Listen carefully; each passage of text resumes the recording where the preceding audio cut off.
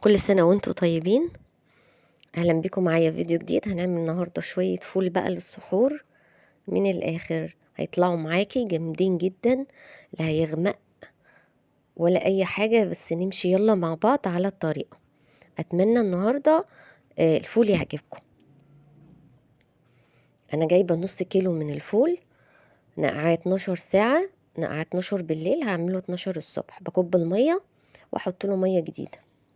معايا كده 3 جزرات كبار، 3 طماطمات كبار، ودول 3 معالق من الرز مغسول. الرز بسيبه على الوش، ما بقلبوش يا جماعة عشان ما يلزقش في الفول، ارشه كده على الوش زي ما انتوا شفتوا.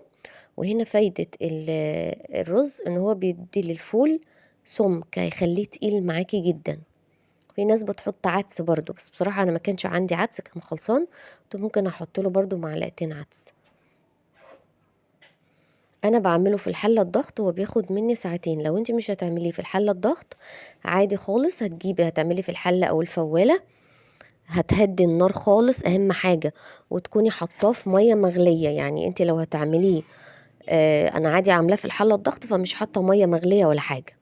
هتعمليه في حله عاديه او فواله بتغلي ميه بتاعته، وتزوديه وتحطي له نفس المكونات، وتهدي النار خالص عليه، وتسيبيه براحته يستوي. انا بقى قفلت عليه كده، وهحسب له من اول الغليان، يعني اول ما الحله بتصفر عندي بحسب الغليان. ده زي زرار كده او غطا بيتحط عشان البخار ما يخرجش من الحله.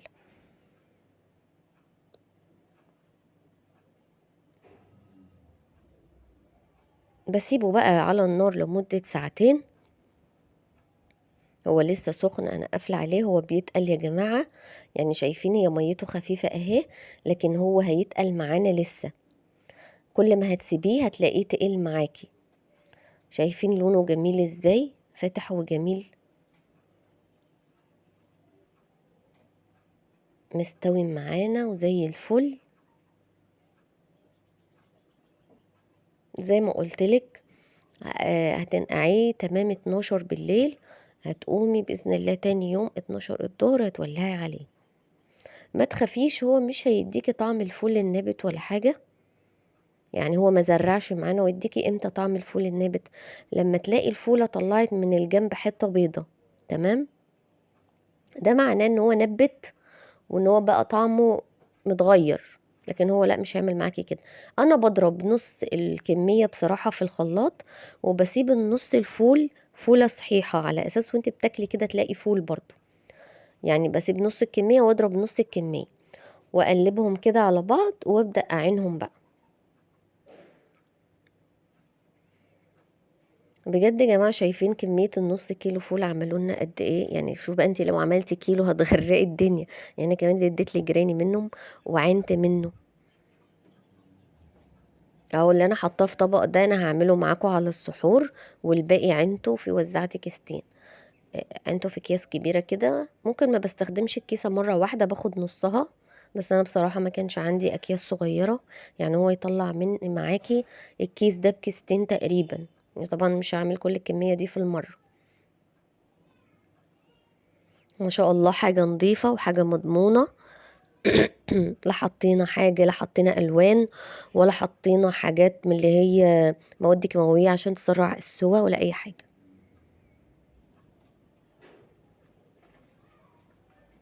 معانا بقى على النار أنا بحط شوية من الزيت، تمام.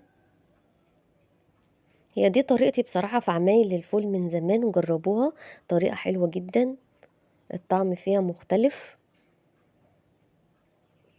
بنسيب الزيت معانا يسخن شوية. طبعا عايزة تعمليه بالسمنة براحتك، عايزة تحطيه تعمليه بالزيت حار براحتك.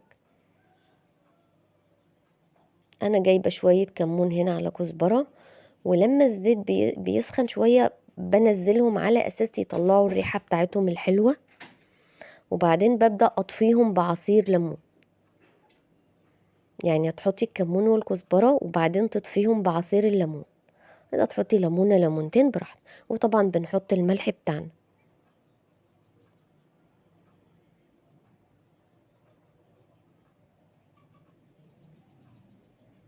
يا سلام كده لما بجد بتكوني عاملة الفول في البيت سخن كده بصراحة ونضيف، قد ايه نضيف وشكله جميل يفتح النفس. شايفين بقى يا جماعة الفول تقل معانا ازاي لما اتساب ده من 3 معالق الرز اللي احنا حطيناه. ما شاء الله يديكي سمك حلو قوي للفول.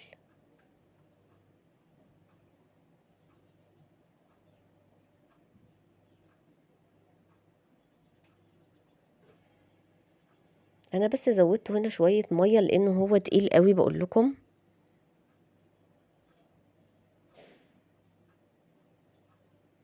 عادي بقلبه بقى وبسيبه لما يغلي وخلاص كده تمام. يبقى خلص معانا الفول. كل سنة وانتم طيبين وشهر مبارك علينا كلنا. انا بس هسيبه يغلي، اول ما يغلي خلاص انا هطفي عليه النار.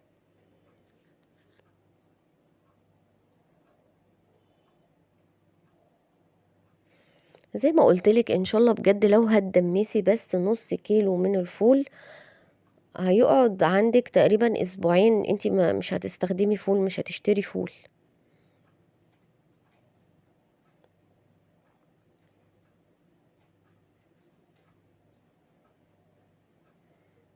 هو بدأ يغلي معانا خلاص كده انا هقفل عليه.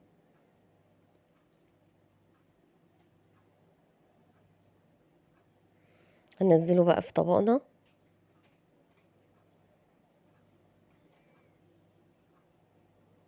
اللهم بارك. جميل تقيل ريحته تحفة، ريحته حلوة قوي وجربوه بالطريقة اللي انا عاملاه بيها. هنزين بقى وش الطبق كده. هنحط له شوية من الزيت وهنحط له شوية من الطحينة.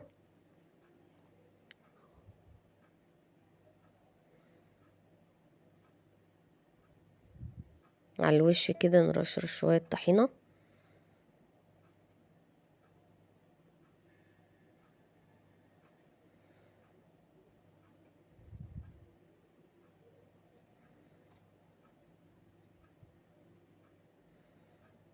قد ايه بقى يا جماعة، والله بجد بقول لكم يعني بصراحة مش عشان انا عاملاه، أنا مش بشكر يعني في حاجتي، لكن جربوه كده وقولوا لي في الكومنتات عجبكم ولا لا، بطريقة التدميس وطريقة العمايل.